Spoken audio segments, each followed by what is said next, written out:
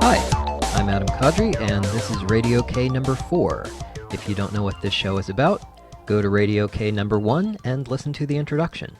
In this installment, we'll be looking at 3 more pieces of interactive fiction from 2003, starting with Risorgimento Represso by Michael Coyne. Risorgimento Represso took second place in the 2003 comp and was a Zizzy finalist for Best Game. Despite the name, it's not Italian, it's very, very British. Before you even get to type anything, you will already have encountered the terms takes the biscuit, chap, and elevenses. And back to talk about it with me is Alex Hoffer. Okay, so I want to give you the floor to start because, one, I have a long political rant that was prompted by this game, so I figure I should balance that out in advance. And 2, it seems like you liked this game a lot more than I did. Once I got out of the castle and had poked around town a little bit and I saw that there was a lot more to go, I decided that, this was a comp game and I've been playing it for way longer than the 2 hours that a comp game is supposed to take, so I figured, yeah, that's enough, I'm done. I turned it off and then I read a transcript to see how it finished up. So yeah, if you would be so kind, why don't you handle the introductions and tell everyone about Risorgimento Represso. It starts out as one of those you're in a college classroom games and one could get the wrong and scary idea about what kind of game this is. But it becomes very clear very quickly that it's actually going to be a fantasy game. A little light on the fantasy, sort of a fantasy puzzle game that some might consider to be Infocom-like. So you very quickly leave the lecture hall and you end up in a fantasy world where you are working with a wizard who explains how you were transported there, and you need to do a variety of tasks for the wizard to get yourself sent home or to understand the world that you're in. So yes, it's a very clear genre. It's a little reminiscent in some ways of the Enchanter, Spellbreaker. I don't actually remember the names of all the games in the series, except that one thing that you learn rather quickly is that, much unlike those games, you don't actually cast any spells that I can recall. You sometimes encounter magic items that you can use, but there's actually no magic system in the game and no spells. You often use science to solve problems, and this actually becomes a theme of the game's plot as well. But this is definitely a differentiator between this game and the Infocom series that it's reminiscent of. It's very puzzle-based. It's got lots of puzzles that I found very appropriate in terms of difficulty level. They weren't too easy, they weren't too hard. There's a built-in hint system that you can use if you get stuck on the puzzles, and it's got that nice, increasingly explicit levels of hints as you go through each hint. I really liked the puzzles difficulty, and I especially liked the fact that actually most of the puzzles have more than one solution, but it's not necessarily obvious that they do. So there's not some big gaping hole where there's stuff in the game that you don't use because it was only a solution for another puzzle. The alternative solutions are generally pretty subtle. One of the things that distinguishes this game, and the main reason that I loved it so much, I mean, I like the puzzles, but what I really loved about this game is the incredible depth of implementation. And this is actually why I feel it's a little inaccurate to say that it is Infocom-esque, because none of the Infocom games, as far as I'm aware, had the kind of incredibly deep implementation that this game does. Yeah, I noticed the depth of implementation too, and I even noted down an example. At one point early on, you're parked next to a window, so naturally I looked out of it, and the game said, among lots of other things, that I saw a fountain. So I tried looking specifically at the fountain, and it worked. The game replied that the fountain was lined with figurines, so I tried looking at the figurines, and that worked. The game said that the figurines were spraying water into the fountain, so I tried looking at the water, and that worked too. And the description of the water had no other nouns, so I knew I was finally done. Now, as far as Infocom is concerned, to be fair, and I know that you know this, but for those who haven't played a lot of games from the 80s, Infocom was dealing with very tight memory limits. So their games seem very bare bones nowadays, but that was due to the hardware. It was not due to authorial incompetence. Oh, yeah, of course. Definitely. And I actually think that this is one of the really fun things about the new generation of games that we've got now. And not just interactive fiction games, even though you do see this in IF, but, the other weekend I was at a friend's place and we were playing a couple games on their Xbox. One of them was called Towerfall, and one of them was called Fez. And these are both games that are 8-bit in terms of their illustration style, and in certain ways are obviously made to look and feel like games from the 1980s. But when you actually look at what these games are doing in terms of their physics and their number of options and special abilities, and in the case of Fez, even in terms of its graphics, which, even though they're 8-bit, are also 3D, which is kind of an odd experience in a game, they go way, way beyond anything that was actually technically possible in the 80s, but they still retain the same aesthetic because people really like it. Cool. Anyway, I think I interrupted you, so you were talking about how well implemented the game is. Every single thing that you can do, it seems, has been anticipated by the developer. Everything has a logical response. There is a list of amusing commands that is probably like 100 items long. And I thought that I had discovered plenty of amusing things when I was playing the game, but there's also lots that I didn't discover. And it's also just delightful. When you encounter these commands, it's not just like, oh, well, yeah, I guess he thought of that, but it's not a very exciting thing. Like, the writing in response to the things that you can do is really funny and charming. And I think that's what takes this game from the level of like, okay, fun puzzle game, solid puzzles, whatever, to a really enjoyable classic style Infocom game. And I guess this is part of the reason why I'm surprised that you stopped playing it after you got out of the castle, because I just had so much fun seeing all of the responses that I could get the game to give me that I really wanted to explore every nook and cranny of it. Yeah, this was just not for me. 2003 was the year that I wrote my big comedy game, Narcolepsy, and I think if you play that and you play this, you'll see that it's just a very different comedic sensibility. Which isn't to say that Narcolepsy is the only kind of comedy I like, or even that it's the only kind of comedy I write. I like quite a few different flavors of comedy, but this just happens not to be one of them. Actually, one hint that this game would not be for me was the running joke about how you want to escape this class about Celtic elements in early Teutonic settlements. Like, if you lose the game, your punishment is that you become a professor specializing in Celtic elements in early Teutonic settlements. And even the winning ending goes like this. After all, a bad day being chased by insane wizards guilds and meeting up with dogs, bears, cheeses of all sorts, and mad woodshop proprietors is still better than sitting through a lecture on Celtic elements in early Teutonic settlements. Or at least, you hope so. But the thing is, going to lectures like that is what I do for fun. I go to history classes at Berkeley just for entertainment all the time. And Yale actually has a class up on YouTube about European civilization from the year 284 to the year 1000, and I watched every one of those lectures raptly, including the ones about early Teutonic settlements and about the Celts. So when I played Risorgimento Represso, I was like, yeah, wizards, whatever, fantasy stuff. When do I get back to that lecture about the Teutonic settlements? I think everyone's had their Celtic elements and early Teutonic settlements experience. I think mine might have been early medieval British literature. Uh, I I was just highly entertained by the specificity of it, right? Like, it's not like, oh, there's a boring lecture. It's there's a boring lecture about the way that huts in early Teutonic settlements are arranged in the village, and that just endeared the game to me, that it's willing to be so specific and concrete.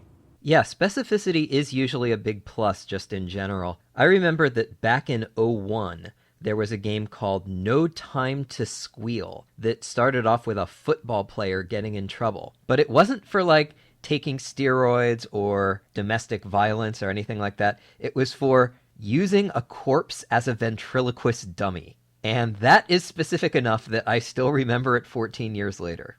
And I should point out that, yeah, I get that the actual lecture in Risorgimento Represso is a joke. If you actually listen to it, you find out that it's about how when Teutonic huts collapsed, they looked sort of like crosses, so those are the Celtic elements. That I find to be A, very sad, and B, totally reflective of the actual conditions of academia. I really also enjoyed the fact that many of the puzzles involve understanding your environment and understanding what's going on rather than just applying items to other items. And I like the fact that, for example, taking the bottle to the hermit means that you actually get what's going on and you understand how the game works. I think also my favorite example of this is the actually apparently optional puzzle where you climb the fence to get into the farmhouse.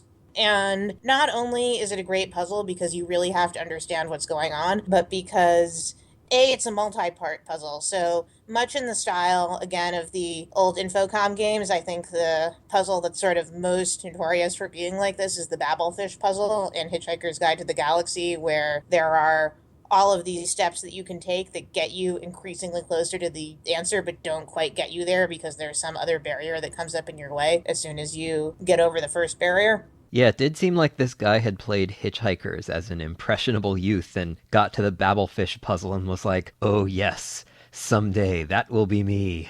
Exactly. Yeah.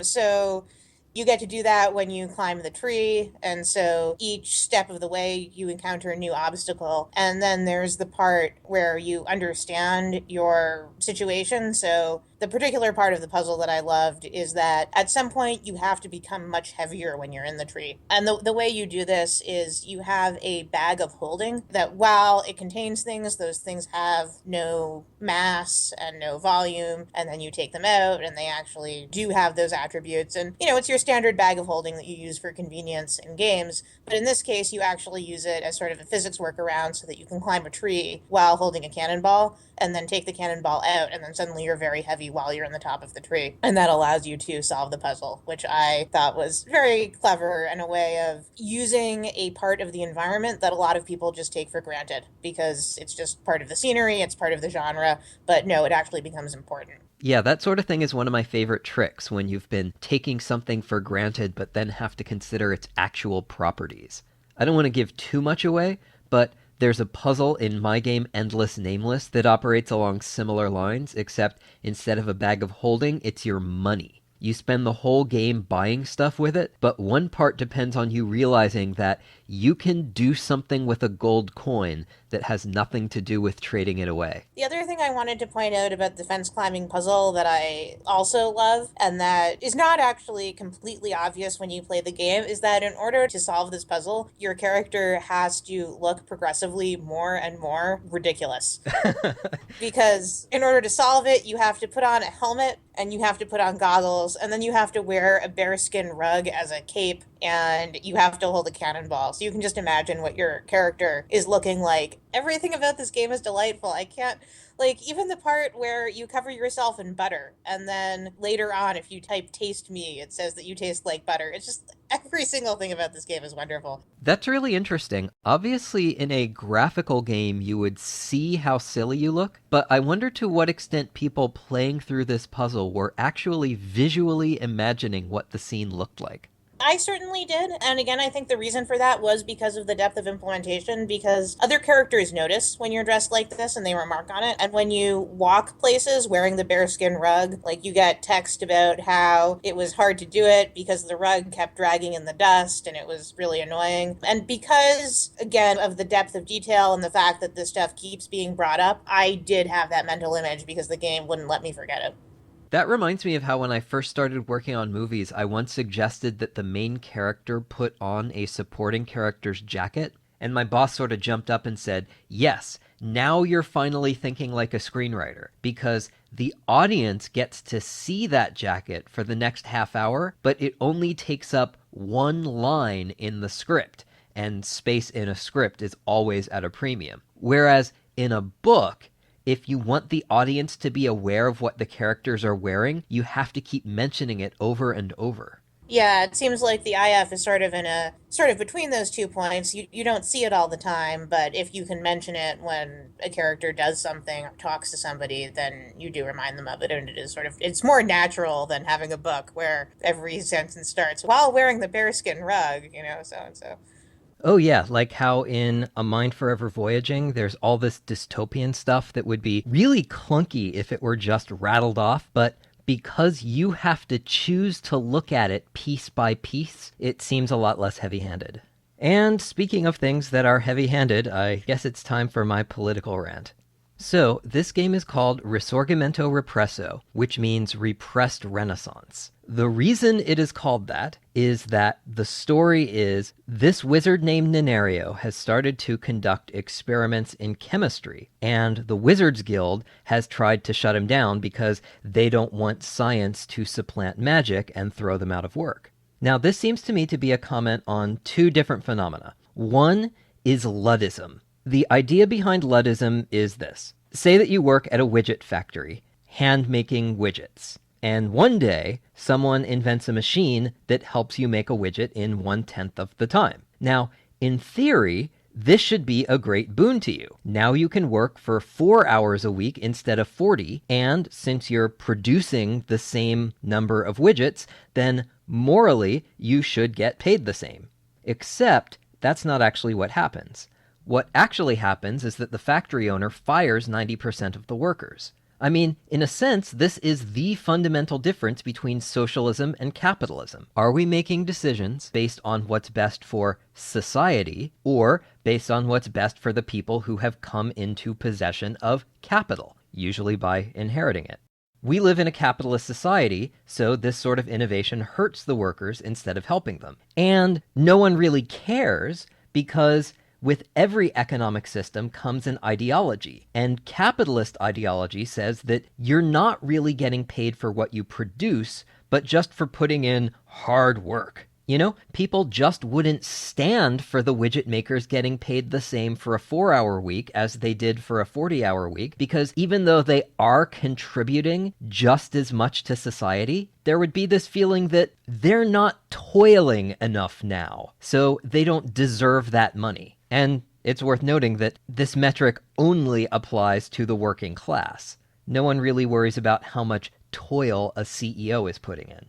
But anyway, yeah, automation hurts the workers, so some of them, called Luddites, smash up the machines.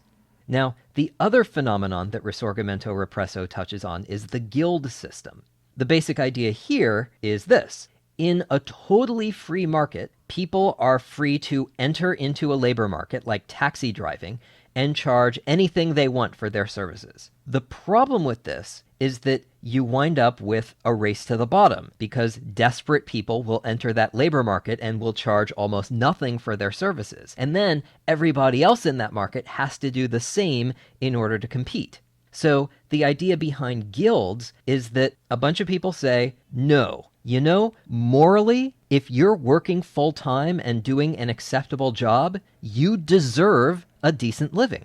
So the guild limits the number of people who can enter a particular labor market in order to prevent competition from driving wages down to immoral levels. And at the same time, it offers a credentialing system so that customers know that people who do have this job have demonstrated a certain level of skill at it. And the reason that I mentioned taxi drivers is that I don't know when people are going to be listening to this, but we're recording it around the time Stephen Colbert's new show started up, and one of his first guests was the CEO of Uber. And Stephen Colbert asked him about the complaints that Uber was undermining the livelihoods of licensed taxi drivers. And his response was that the licensed taxi drivers should just become Uber drivers because it's so much more flexible and they'd be free of burdensome startup costs and on and on. And Colbert asked him, well, all right, if you're all about the workers, then what's this I'm reading about how you're investing heavily in driverless car technology? And the CEO just sort of mumbled about how you can't stop progress or whatever. And the thing is, I'm not a Luddite. I say bring on science, bring on the widget machines, bring on the driverless cars. But if our technology is going to evolve, then our ideology has to evolve with it. And Maybe that means shorter work weeks. I've read that Sweden has been making noise about moving to a 30-hour work week. Or even better, let's get that guaranteed minimum income off the ground. Switzerland was talking about $34,000 a year. But no matter what the solution is, the basic problem is that you cannot pair an ideology based on an endless need for labor with a society that's dealing with a superfluity of it. Obviously, yes, automating jobs does remove those jobs from the economy and leaves the people who had those jobs unemployed, which is known as frictional unemployment. It is a standard part of capitalist economies, and it's why we never really have a 0% unemployment rate. And I totally agree that if you have an economy that operates on the assumption that sometimes people are going to be out of work for reasons beyond their control, that you do need to have sufficient welfare so that folks who are in that situation can get to their next job. I am not entirely sure about the idea that automation is necessarily going to or should lead to shorter work weeks. So if you look at the history of, people worked a lot a long time ago, 11th, 12th centuries. They work a lot now too. It's hard to get incredible apples to apples comparisons of what the workday looked like for someone in the 12th century versus someone now. But my understanding is that the amount of leisure time was comparable, but our standard of living is much, much higher because we have people working on things that are higher leverage. So we have people who are building driverless cars instead of driving cars. And that is something that makes everybody's standard of living better. So we can invest our time in things that are going to raise the overall standard of living. And so I don't think that the ultimate likely goal is going to be just more leisure time, because that would leave us with the same standard of living that we have right now. And I think that one of the things that's great about capitalism is that it provides so many opportunities for people to take their time and turn it into something that improves the world. Yeah, I don't know a whole lot about labor in the 12th century, but I have taken several classes dealing with at least American workplaces in the 18th and 19th centuries. And while people may have been putting in very long days before industrialization, my understanding is that they weren't actually working that much more than people today because they got to set their own schedule. And that applied to the actual work. Like if you were a shoemaker, you crafted the whole shoe doing lots of different tasks. You didn't just sit at a workstation on an assembly line gluing soles on hour after hour and day after day. But it also applied to the work day. Like if you wanted to knock off for an hour and run errands, you could do that. Or even more likely, if you wanted to take a break and have a drink, you could do that too, because it was the 18th century and everyone in every workshop was drunk by 10 a.m. Well, I was going to say that this is what actually the Uber drivers I've talked to love about their jobs, although I'm hoping that they're not taking a random hour in the middle of their day to drink and then going back to driving. But they actually do cite the flexibility as something that they love. Yeah, and that goes for me too. I've been pretty lucky in that I haven't had a 9 to 5, and so I've always had that flexibility. Like when I was a tutor, my appointments were at times that worked for both the students and for me. And even when I was a substitute teacher, I'd call into the phone system and I'd choose to work on some days and not on others. But that's sort of the thing. I'm not really talking about me here. I mean, I actually have been thinking a lot recently about what I'm going to do going forward. I've mentioned that a while back I had a gig as a screenwriter, and I saved up enough to write a book, and I'm hoping to make it 2 before my savings run out. But if those books flop, I'm going to need to have an income again. And I am worried about that, but not catastrophically so, at least not yet. I think I should be able to get a job as a history teacher or something that will make me look at my workday with at least some anticipation along with the dread. But that's because I happened to randomly hit the genetic lottery and found school pretty easy for me. So I was able to get merit-based scholarships and things and get the credentials that can get you work that isn't entirely soul-destroying. Though maybe that won't be enough. I guess we'll see. But in any case, not too many people have had that kind of luck. I mean, sure, you can say that a job building driverless cars is a lot better than a job driving cars, but the people who are currently driving the cars are generally not going to be the ones working at those engineering firms. They're going to be shunted into sectors of the economy that offer no fulfillment whatsoever. And yeah, you're right that in many respects, even the poor of today are better off than the wealthy of centuries ago. You know, we have more electricity and fewer cholera epidemics, but in some respects they're not, insofar as they're stuck spending 8 hours or more every day working a Walmart check stand or assembling iPhones or some other kind of drudge work that makes you want to die. Right. Yeah. That kind of work should not be done by people. That should not be the kind of job that we're creating more of. In fact, as someone who is pretty libertarian on this particular issue, I would actually say that this is one of the areas in which our government really does a horrible job because our current tax structure and the way that health insurance works in the United States really works against people taking jobs that have flexible hours and really works against freelancing and really reinforces the system of you work for an employer, ideally a massive employer, and that is the kind of job that the way our country is set up really rewards having. And it really shouldn't be like that. Right. Another of my concerns, though, is that you say that people shouldn't be doing these jobs, which I agree with, but as more and more sectors of the economy get automated, including high-end sectors like medicine, what are people going to do?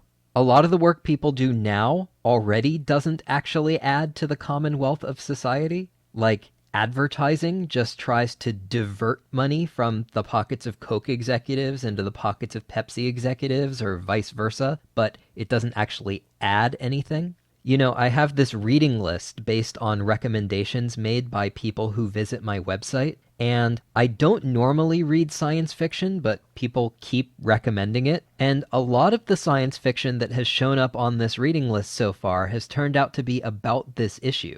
I guess the utopian version would be like The Culture, where machines do all the work so people live lives of leisure and can just go mountain climbing or have orgies or whatever they like. The dystopian version would be like this book called Counting Heads, where the machines still do all the work, but people still have to make money in order to live, so the only thing they can do is like performance art. Yeah, no, seriously, we're not running out of work. I mean, if you just look out of your window, I live in San Francisco. It's definitely a city that has a lot of problems, and it's just impossible to think that we're actually going to solve all those problems and then everyone can go back to, sitting around on their sofas all day because every problem's been solved. No, like there's a lot of work that needs to be done, and I think that by freeing people from doing horrible, tedious menial jobs, ideally that we can get them doing much more high leverage jobs that help us solve our real problems. I do think that one thing that our society needs to worry about a little bit is making sure that as we create more jobs, that they actually are high leverage jobs and not just part of some sort of make work cycle. But I think that, if we do things right and thoughtfully, that automation and getting rid of some of these super tedious, horrible jobs will allow us to put our efforts into solving the problems that we have. Yeah, that's the flip side. Every time a bridge collapses or a water main breaks and floods a neighborhood, it raises the question of, we had the housing bubble burst and a lot of construction workers lost their jobs, and meanwhile we have all this infrastructure that's falling apart, so why can't we just put two and two together? And yeah, I know that we don't want to revive like the old Soviet nomenclatura system, but even in my case, it feels really backward that there's no efficient system that lets me show up and say, hello, I'm looking for work, and these are my skills. And the system replies, okay, here's an AP history class for you to teach in Walnut Creek. Instead, it's a much more chaotic process of crossing my fingers and poking around on Craigslist, even though I've done that before and not found anything that looked fulfilling. Yeah, no, it's super inefficient. It's funny, as you were describing that, I was thinking like, I wonder if someone could build a startup to deal with this problem. Yeah, and meanwhile, if Michael Coyne is listening to this, he's probably thinking, how did this turn from a conversation about my game into a discussion of the Soviet nomenclatura system? This is worse than early Teutonic settlements. So, We'll end this one here. And we will move on to Scavenger by Quentin Stone. Scavenger took third place in the 2003 comp and was also a Zizzy finalist for Best Game. And here to talk about it with me is a new guest, Kat Zhang. And just to verify, it is Zhang and not Zhang? Yeah, I think that was a pronunciation that was foisted upon me when I was young, but yeah, it actually sounds quite strange if I say Zhang. Okay, well, we'll talk about the game in a moment, but first, let's meet Kat. I live in Australia, and I have a background in graphic design and illustration. After a few years of that, I decided I wanted a real job, so I studied engineering at university for a little bit, and then I put it on hold to work at an engineering firm, which was a very good opportunity and very educational and informative, and it gave me a really good view of the industry, and I'm in nursing school now. So my life goal, I suppose, is to work in every employment sector. I think after nursing, I'll probably become a pro wrestler. Anyway, I started playing IF when I was like 12 or something, and the first piece of modern IF I played was Caged by Ian Finley. And I think before that I had played the old style text adventures, but they hadn't really made an impression on me because I remember knowing how to operate the parser and stuff like that, but I have no impressions of actually playing the older games. I don't think I ever got very far in any of them. I remember not liking them very much, actually, because they're all very, obtuse and not very well clued, and you could get stuck. I actually played all of your games and all of Ian Finley's games, and aside from that, I sort of just played titles here and there. Like, I remember playing For a Change and The Gostak and Textfire Golf. And I've actually heard of all of those. Yeah. I mean, not just because I wrote one of them. Those are from 99 and 01, back when I was still keeping up. Yeah, I played for a few years, and I played sort of like the big titles around that time, and then I sort of lost track of the new stuff coming out. Well, that's what this show is about, catching up on the games that have come out since 2001. So let's look at one of them, Scavenger. The premise of this one is that it's the year 2160, and 100 years ago there was a nuclear war. It didn't wipe out civilization entirely, and even though most of the buildings in your town are abandoned, there is a big corporate compound there. And you make your living finding relics of the pre-war past and selling them to that corporation. As the game starts, you found a new lead on an installation in the ruins of Phoenix, Arizona, and your first step is to go to Charlie's Survivalist shop to pick out some gear. The game starts with a very common situation where you have a set amount of money and some things to buy, and you can't buy everything because that would cost more than the money you have. So usually in a game when that happens, it means you have to buy the right items. So I get that sort of game anxiety where I don't know what I'm supposed to buy and if it's going to bite me in the ass further down the line, because in a lot of games, and a lot of IF in particular, if you make the wrong choice, then you're basically stuck. So Charlie's got like a pistol and some sort of rifle and a grenade and radiation pills. So you're like, oh, these all seem quite useful. I don't know which ones I want. This is a problem that I have in a lot of games, actually, when I have to make a choice that's going to affect the game later on, but you can't undo the choice, you can't redo it. So as it turns out, it doesn't actually matter which items you get. Like, you can buy only the GPS and still complete the game just fine, but at the beginning, you don't know that. All you know is that, shortly after you buy all your items and you leave, that's like a door slams shut behind you and you can't go back.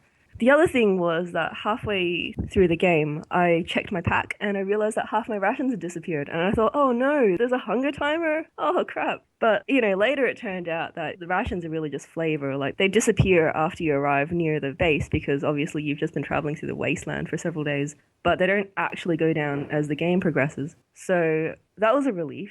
So my first impression of the game was of this game that followed a lot of the old IF conventions, which had me really worried about, I'm going to have to keep like 10 save files just to make sure I don't accidentally lock myself into a corner or something. And as it turns out, it's not like that at all, which is nice. But then I felt almost like a little resentful that the game made me like go and choose what items I wanted at the start, knowing full well that it didn't actually matter.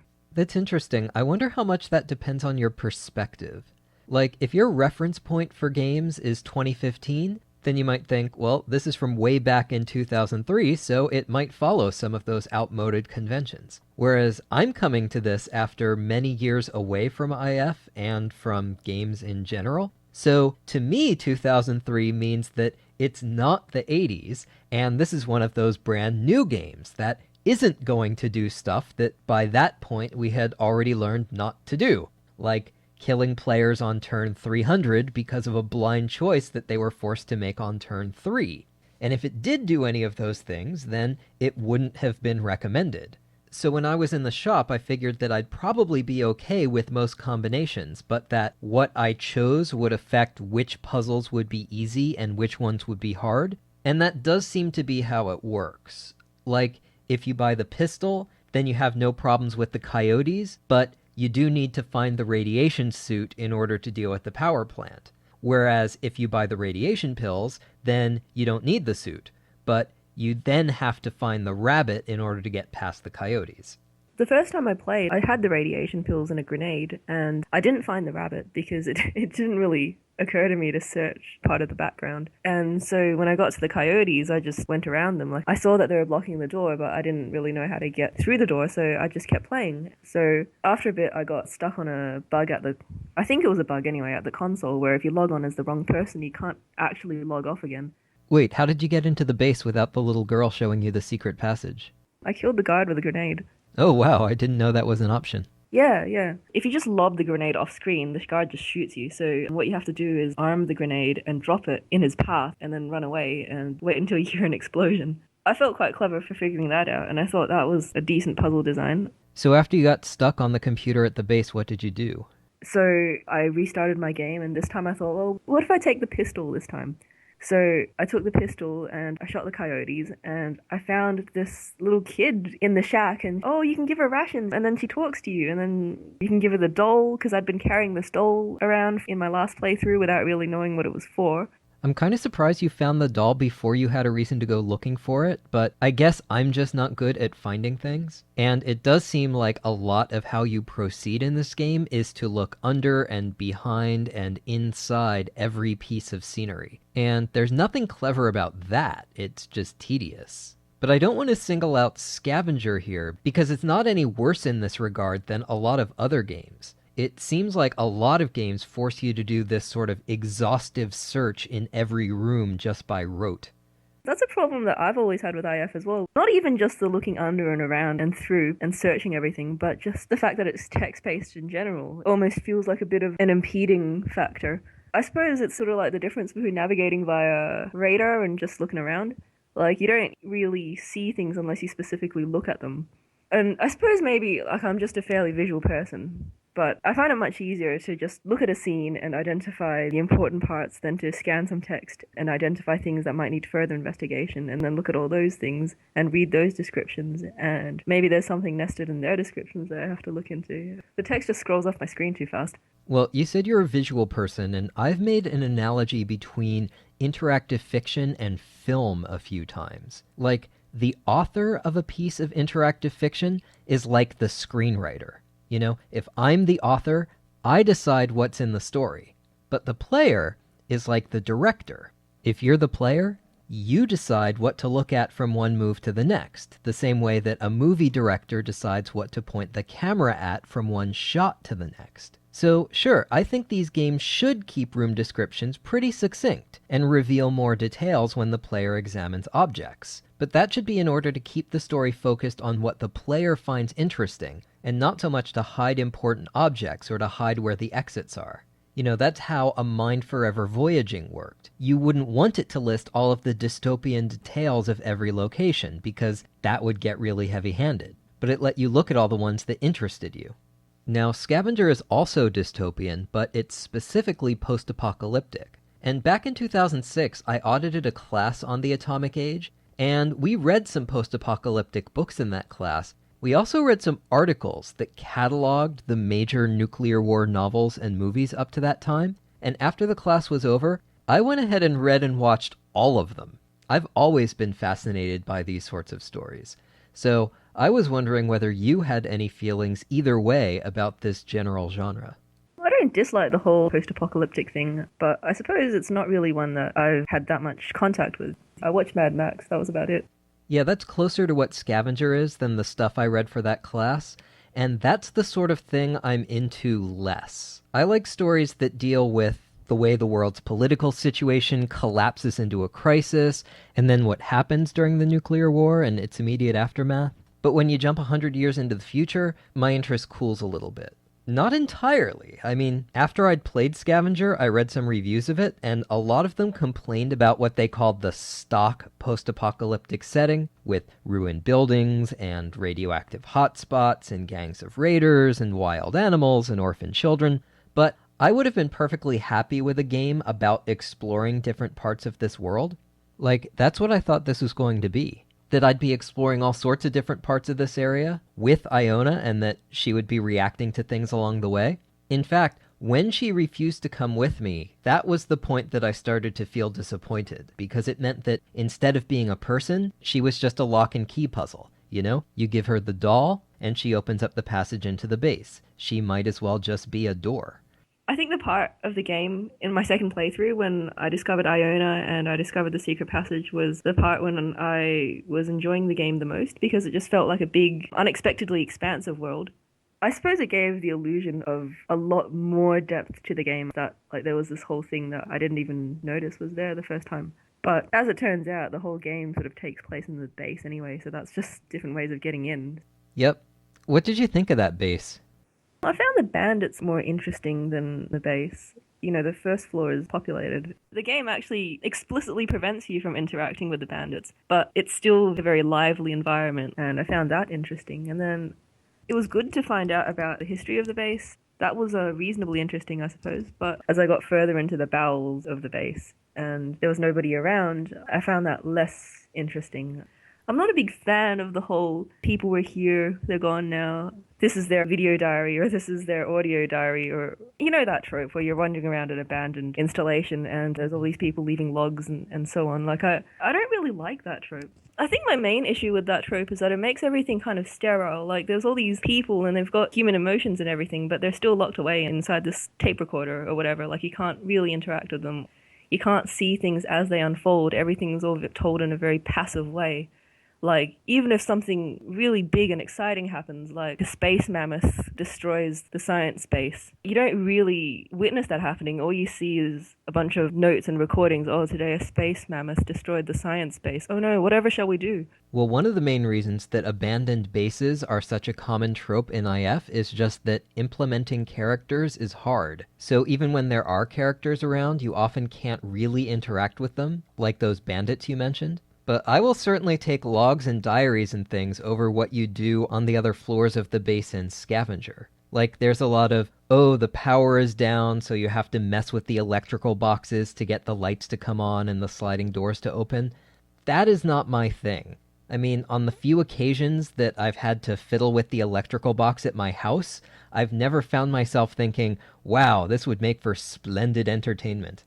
I thought the game was all about exploring and finding cool stuff, and I suppose it is kind of, but I was a little bit disappointed when the world turned out to be quite small after all.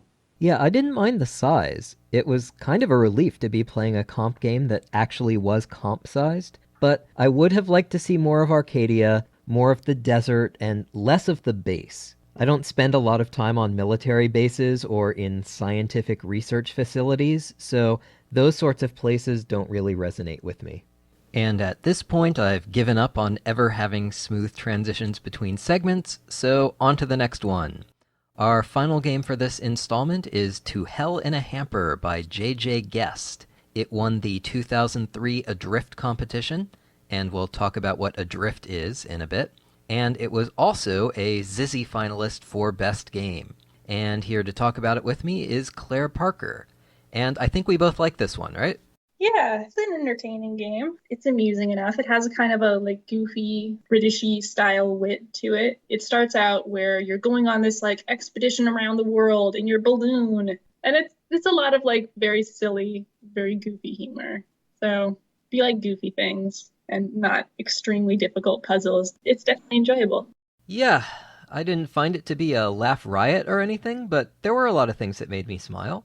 And I will always have a soft spot for this game because it's the first of these that I've played since I started this project, in which the puzzles were not trivial, but I was still able to solve it without hints. Yeah, it's not so easy that you feel like it's babying you, but there's a limited number of items, and I guess they all come back to you if you throw them away prematurely. And the combinations are not super simple, but relatively intuitive. I think a big point of it being a comedy game is that if it gets frustrating, like it's no longer funny. You're like, I hate this game. It's too hard. I'm like never gonna look at a walkthrough in a comedy game because by the time you get to the walkthrough, you're just like, I hate this stupid game. It's not funny. Stop laughing at me. My failure. Yeah, that actually came up in the segment about the monkfish game, the idea that as soon as the player gets frustrated enough to get into like grrr mode, you're not going to have a very receptive audience for your jokes. So I was thinking, whether it's a game or a movie or whatever, I usually find that it's harder to find stuff to talk about when it's a comedy. Especially something like this, which really is just puzzles and jokes. But there is one natural question to ask in cases like this, which is, why is this funny? And I got to thinking, one really funny game that could have been an all-time classic, if not for all the bugs, was a game from the '01 comp called Fine Tuned by Dennis Jers. And what that one had in common with this one was that they're both about old-timey transportation. In Fine Tuned, it was those newfangled motor cars and the epic journey to the end of the driveway. And in this one, it's hot air balloons. So my question to you is, why is old-timey transportation funny? Yeah, I don't know. It's like The General with Buster Keaton, which is all on a train, and it's just like ridiculous. It's hilarious. I think mechanical things are sort of inherently kind of funny. And even though there's not that much mechanical in a balloon, there's a lot of sort of mechanical types of things in the game. So like, stuff can sort of go hilariously wrong and it's like not really anybody's fault. There's sort of like a action reaction thing with like very mechanical things. And this one is very mechanical. Like you throw something out and you go up. You can set up something funny and then you can see all the dominoes fall down in a way that's both predetermined and like not necessarily predictable. And that's kind of a staple of like slapstick type of humor where like all the ducks in a row, the Rube Goldberg machine is set up and you trigger it and then something that you didn't quite predict happened, but it was all very like set up ahead of time. So I think that's why machines in general are funny and transportation machines are like big enough to like encompass a person. Well, that's a good point about being inside the machine. I guess there's also a little bit of what Tumblr might call punching down at the past, like, haha, you think you're so futuristic with your motor car and your balloon, but really you're primitive. But the other thing I was going to ask, just for the sake of having something to talk about, is this. The last time you were on, we talked about Photograph, which is a ponderous story about an older man reflecting on the mistakes he'd made in his life. And then you have To Hell in a Hamper, which has puzzles and humor and is successful at those things, but doesn't really have anything in terms of plot or characterization or theme.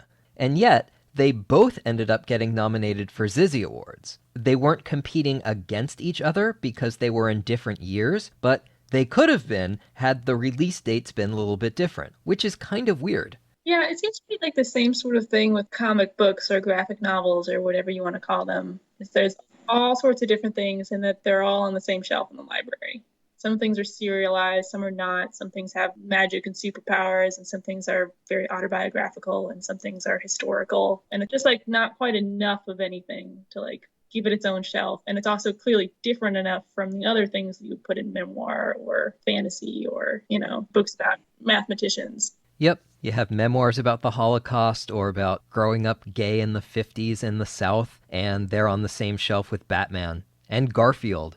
Right. My like little shelf of comic books and stuff, it has like Watchmen and Mouse and Logic Comics, which is about mathematicians in the early 20th century. And they really have nothing to do with each other except that they have words and pictures. So IF seems to be in the same sort of state where there's just like not enough of it that it can like have different genres and like still support a community. Although I guess like erotic IF is its own kind of a thing, right? Like there's not that much crossover. Yeah, I don't know how things line up these days, but back in my day, you had the two int fiction news groups over here, and then over there you had alt.games.xtrek for porn text games. And you're right, there wasn't really any overlap between the two communities. Now, the last thing I should say about To Hell in a Hamper is that there are actually two versions of this game. The original was written in a language called Adrift, which was a system designed to be easier to create games in than the major IF languages like Inform. So I started with the Adrift version, and it's totally unplayable. Like, I could go ahead and turn this into a half-hour segment just by going through all of the bugs that I encountered in the first couple of minutes, but here's just one. I tried to examine an overcoat, and the game replied, "The overcoat is object 1.button space up pipe open underscore 2 period." Makes perfect sense to me. I don't know what you're complaining about. Yeah, so if anyone was encouraged enough by this segment to check this game out, get the TADS version. The TADS version worked fine. And that wraps it up for the 4th installment of Radio K. Thanks to my guests Alex Hoffer, Kat Zhang, and Claire Parker, and to the authors of the games we talked about, Michael Coyne, Quentin Stone, and JJ Guest. And thank you for listening. If you think you might like to be on the show, I'd love to hear from you. Just go to adamkadri.ac and click on the stamp. And while you're there, you can also click on the calendar stone and find a review that I just posted of another IF game, Moments Out of Time by Ross Rzuski. So if you've listened to this entire show and still haven't had enough, check that out. Bye for now.